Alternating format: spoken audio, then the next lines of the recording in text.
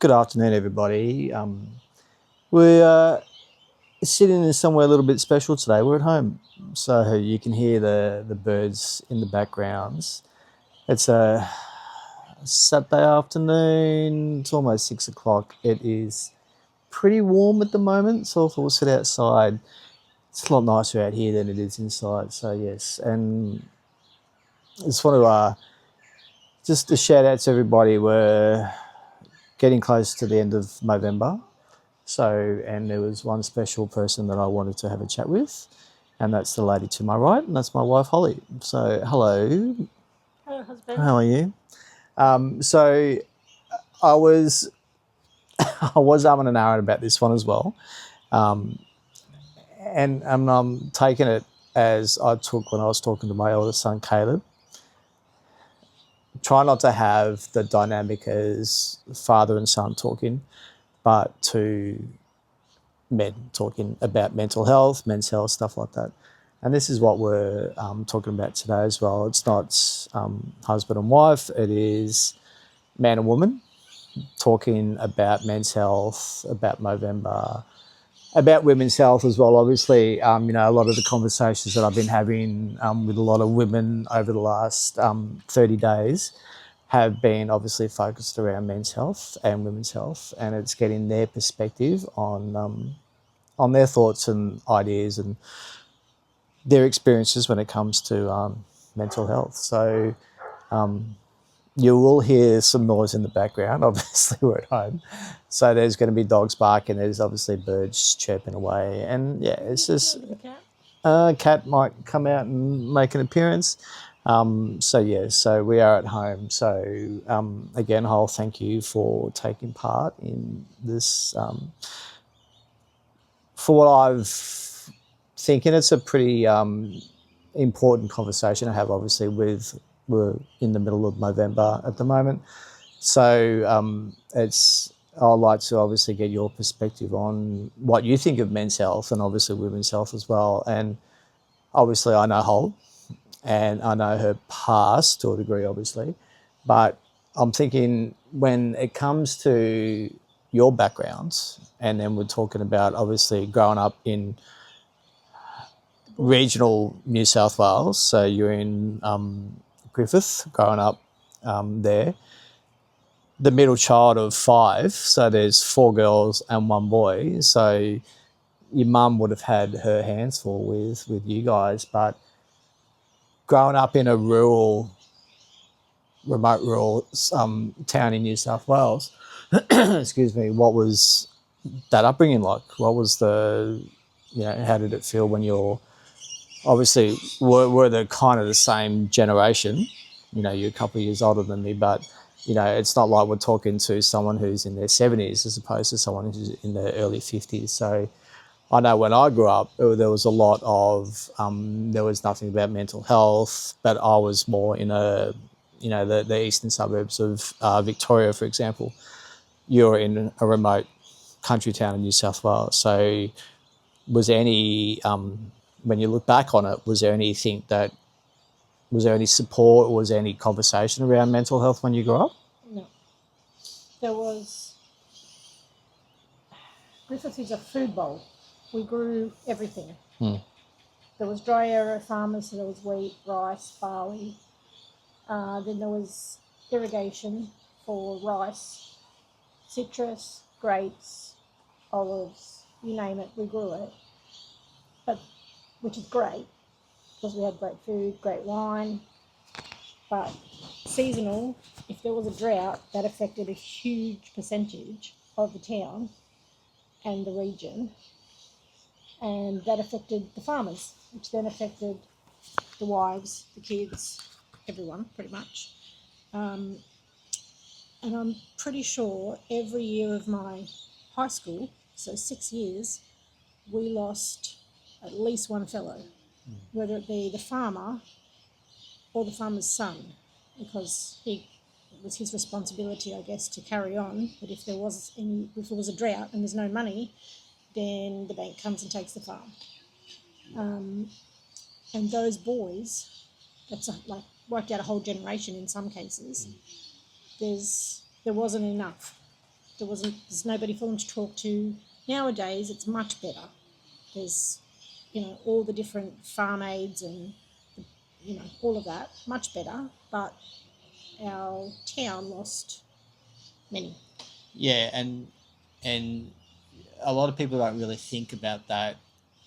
For me, growing up in the eastern City. suburbs of Melbourne, virtually in the city, as opposed to someone who's in a regional town, you don't think about the impact that it has on the farmers if there's a drought, if there's a flood. Um, you know, um, Bushfire was more. Fires, yeah, We didn't have exactly. flood so much, but Yeah, it would be, yeah. So bushfires and stuff like that. Yeah.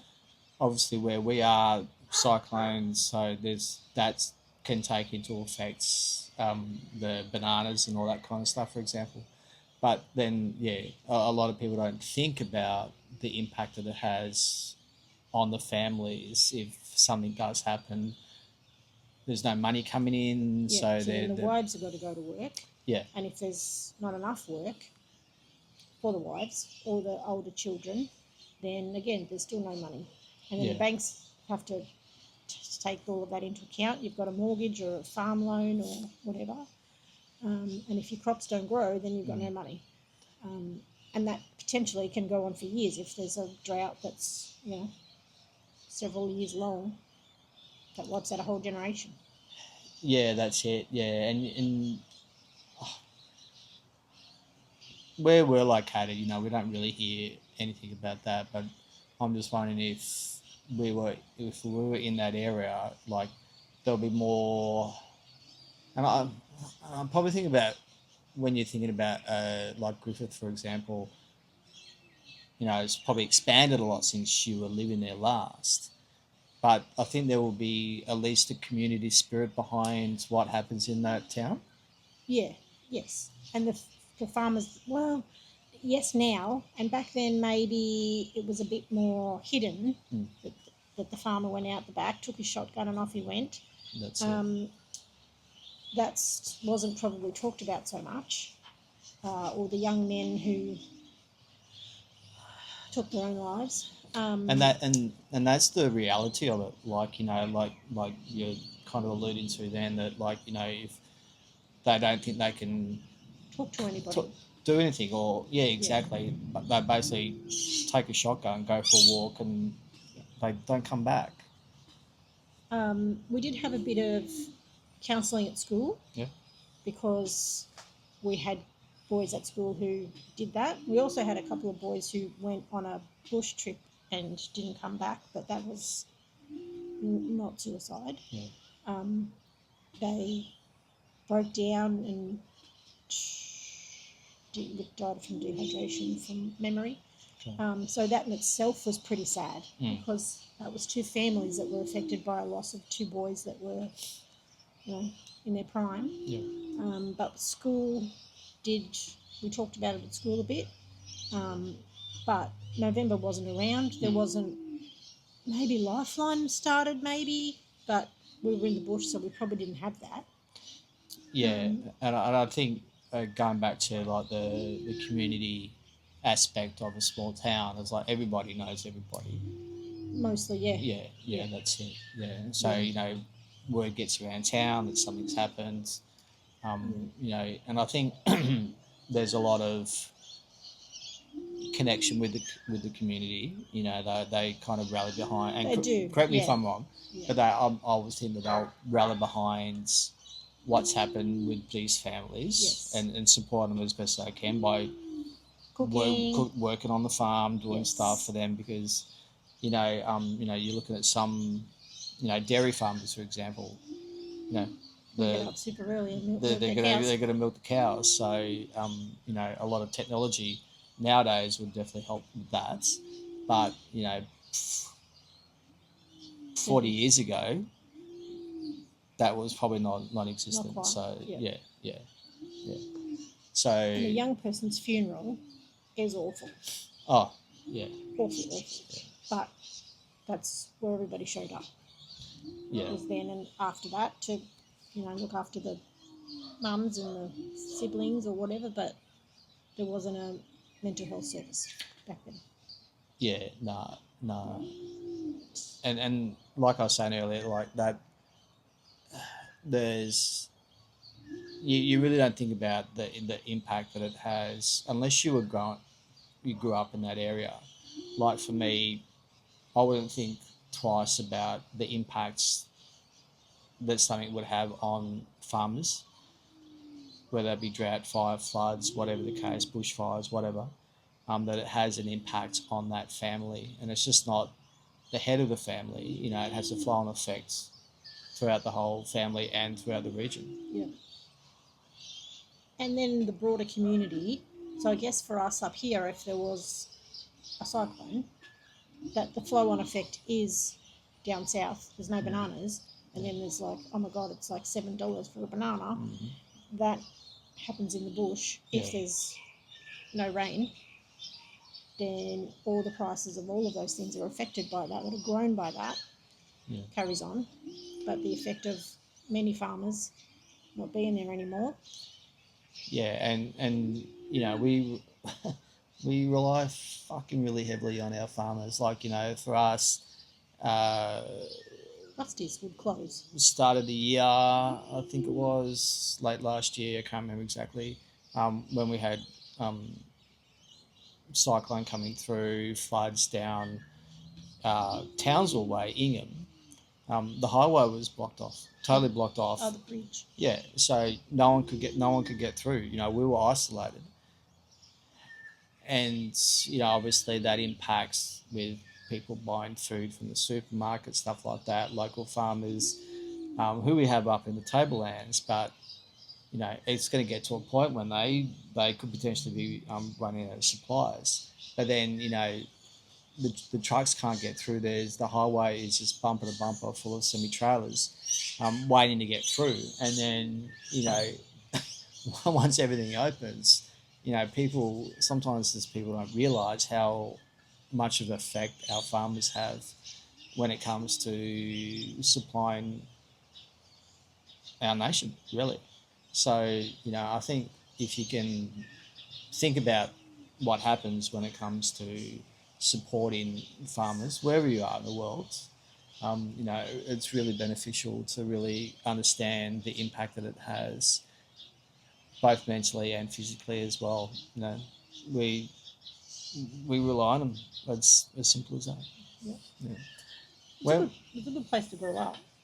Oh yeah, I don't doubt it for a second. You know, I reckon there will be that real. You know, I've only been there once, I think, and you kind of understand that there's that really sense of community within that area, and I'm sure it's just not Griffith as well. There's other regions, other towns in rural New South Wales which do the same thing. Yeah. When we're looking at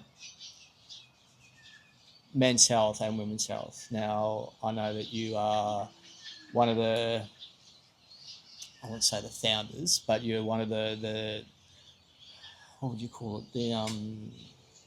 First members. One of the first members, yeah. First group of members. For the She Shed here in Cairns. Now, I think that's a great initiative, and I know obviously we have men's shed, stuff like that. But how did the She Shed come about? Because this is the first one in Queensland. Yeah. And I know they have them in other parts of the country, but Cairns was the first one for the She Shed, which is awesome. But you know, how did that come about? You know, So the founder lady Jane, it's been a bit of a passion project for her, and she's got some friends on board for a women's collective, I guess, a place where we can go and hang out, learn new things, teach each other things. So we do classes, we cook, we create, and do community things. So we're doing a stall at the Christmas markets. They do RSPCA had them do these mats for the dogs, these furry mats where they help hide their food. So it teaches the dogs to slow down a little bit when they're eating. So there's lots of different community projects that go on, and it's just about women hanging out and looking after each other in all different aspects of your life. There's a wide age group. Some retired ladies, some that are working, some mums, some no mums, no kids. Very big. There's a board of directors that look after everything and doing a great job. And it's a very cool place to go hang out. Yeah, and it's pretty popular because there was a lot of... There was a wait list. Yeah, massive wait list, which is good. That's I think that's great, and the women are there to support each other. And I know there have been some men wanting to not get involved per se, because obviously it's a she shed. So, but to set up the establishment and the house where you are, so you needed things to happen. We did. Yeah, a lot of it was donated. Time, supplies, services, all of that sort of stuff. There was a lot of that was donated. Yeah. And there's a whole community really. Lots of businesses from Cairns contributed in different ways. Yeah. Somebody put the fence up. Somebody, apart from building the she shed, somebody did the bathroom and the waterproofing, driveway, the ramp, the wheelchair ramp. So we have access for wheelchairs and wheelie walkers and all that sort of stuff. Yeah, and then that's great. It's obviously, like I said, it's a she shed, but it's having that community involved. It's getting old mate who wants to build the fence for the place because he wants his wife involved and stuff like that. Yes. So do you want to get her? Hey? You want to get her? She wants to come out. Yeah. Excuse me. One of our cats would like to come out, so you'll get to meet her in a second. So it's I was there the other day to pick up some dignity bags for the for Share the Dignity for the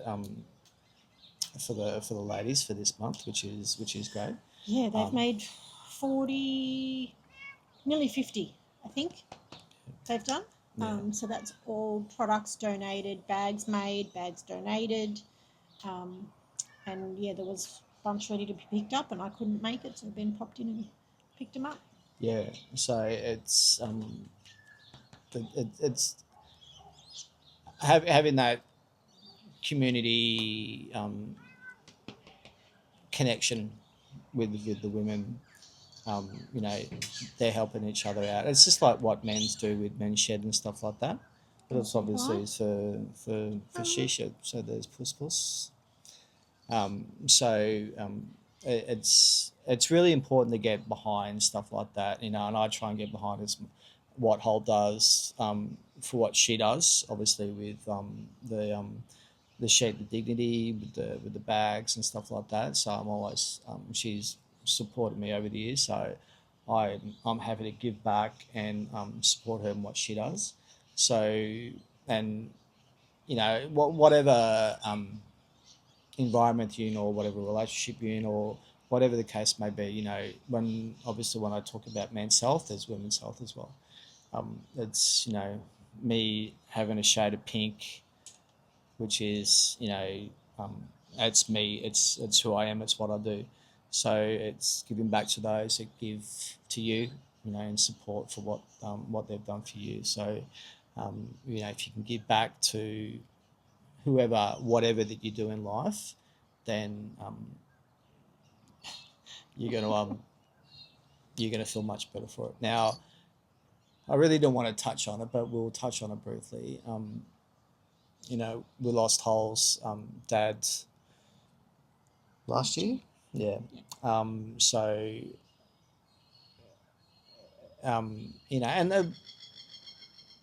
it was sudden in what happened, but we knew he wasn't well. So, but the way that it happened was pretty sudden. So, how that sense of family around you at the time, going down to see your mum and your sisters and your brother, how were you feeling when you saw them, and how, you know, was it a good place to be at that time?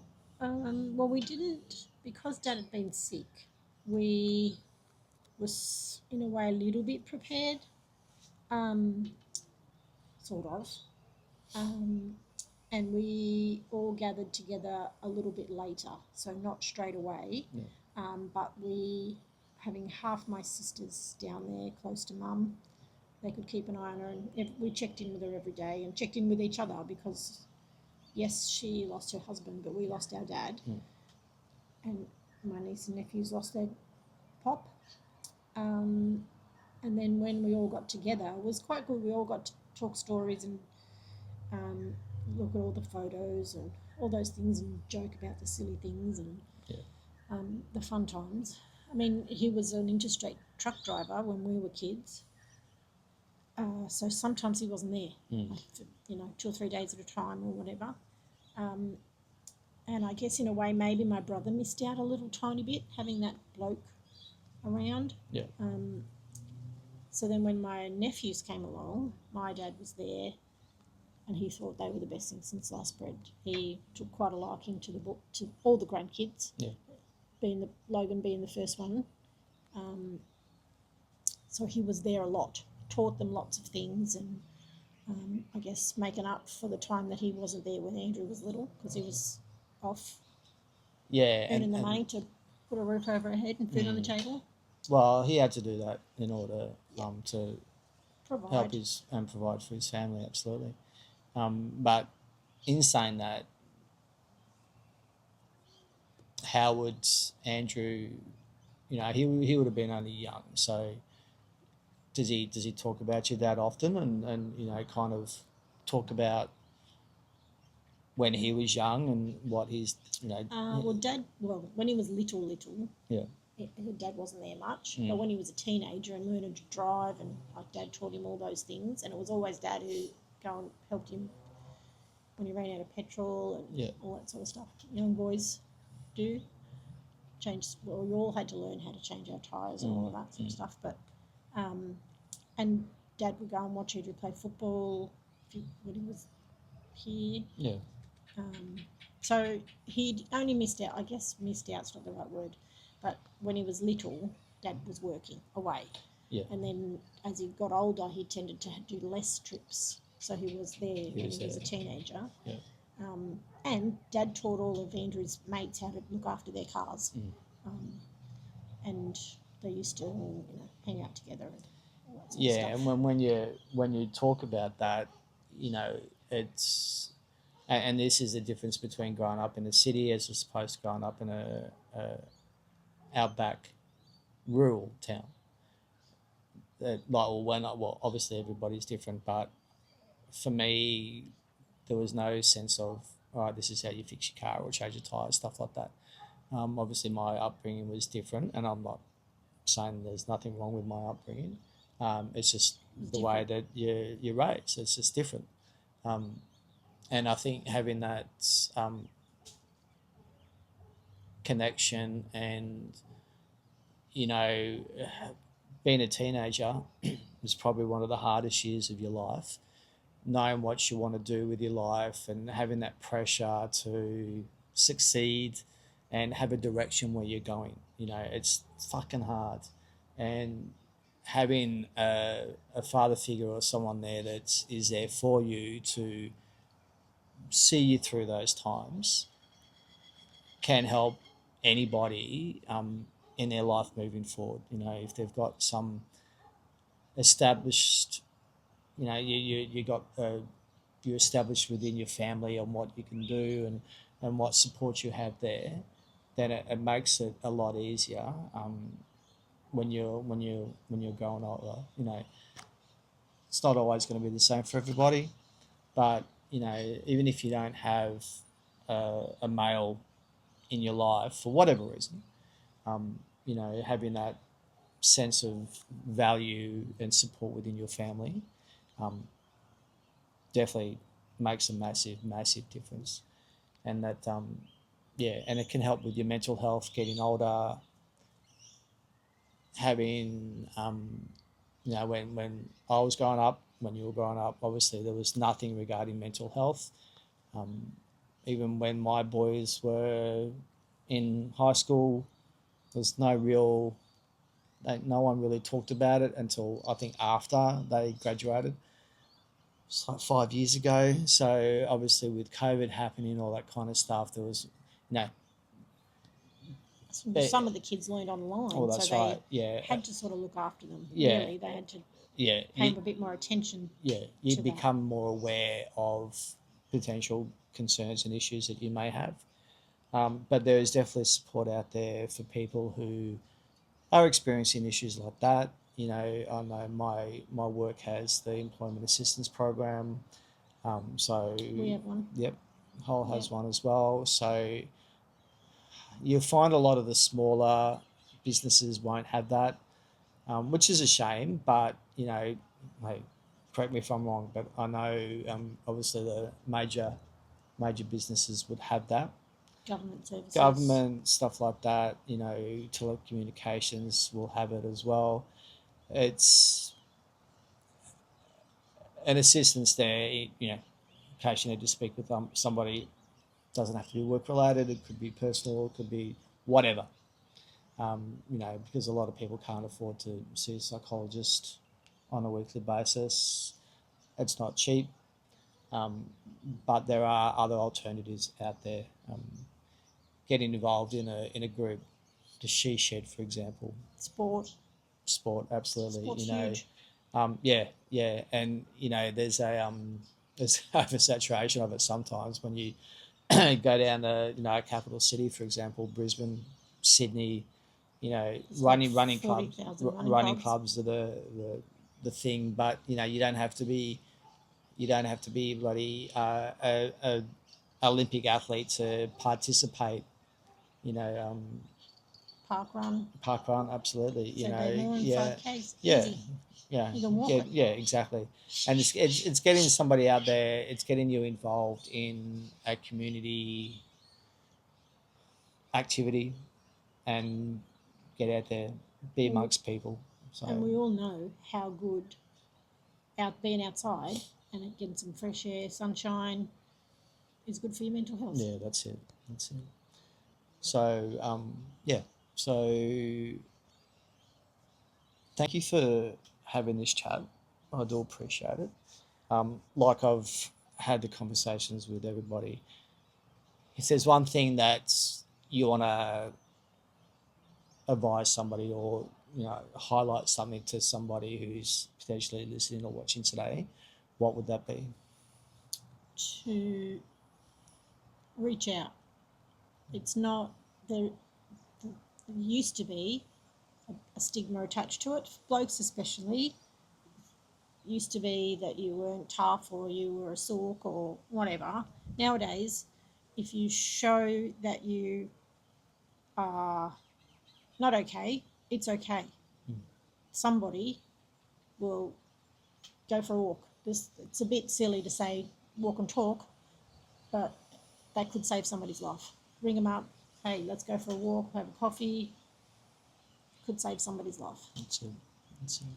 And I think this year, being here and doing this instead of a physical activity has probably been just as beneficial as doing a physical running, cycling. Yeah. You know, you've talked to lots of different people from all walks of life. Yeah, And and we've all got a story, and it's and I've got nothing against doing a physical activity. You know, I've been there, done that. Hats off to anybody that wants to run crazy amount of Ks and stuff like that, or ride their bike down to Brisbane, which we did 2 years ago, 3 years ago. you don't need to do that again. No, but obviously this is something different, and it's kind of just going back to kind of what men's health and women's health means to people, and that's why I've been talking to different people from all walks of life, talking to my wife, talking to my son, talking to just so many different people, young, old, male, female, male, who I've already spoken to and shared her story. Her daughter's transgender, so it's talking about how she's coping with her mental health. So obviously that's a massive change for her. So it's kind of understanding where she's coming from as well. So I think for my own mental health, doing these conversations has been definitely therapeutic for me. Um, it's I've been obviously with us just talking today, I've heard different variations of that conversation 29 times. So it's been interesting for myself. It's been hard sometimes. I've had to step away and not do anything for a couple of days and come back to the rest of the conversation. So I actually want to continue doing this because I think it's been really good and productive, and hopefully not just for Movember, but I want to do things for breast cancer. I want to try and do something for Lifeblood as well, to help spread the word and get people's stories about what they've experienced when it comes to different scenarios. So whether that be breast cancer, donating bloods, I'm a plasma donor, you're a blood donor. I couldn't go today because I had a colonoscopy and an endoscopy the other day, so I could not go, but I'll be there in 2 weeks. So donating some plasma again. So stay tuned and see what the future brings for this. Again, thank you. I appreciate your time this afternoon. Worries. No. Thanks, guys. Anytime. Enjoy the rest of your evening, your afternoon, your morning, wherever you are in the world. And yeah, November's almost done. Almost. So it's probably about another, what are we today? 22nd today? So yeah, so one more week to go, pretty much. So yeah, or just over a week. So yeah, I'll be catching up with a lot of the guys that I've had conversations with over the month. We're going to have a kind of little catch up on the last day, have a chat. The last day for me, I'm going to talk to the camera and just talk to you guys about what I've experienced over the last month. So stay tuned for that. All right. Take care. Love you all. Bye bye.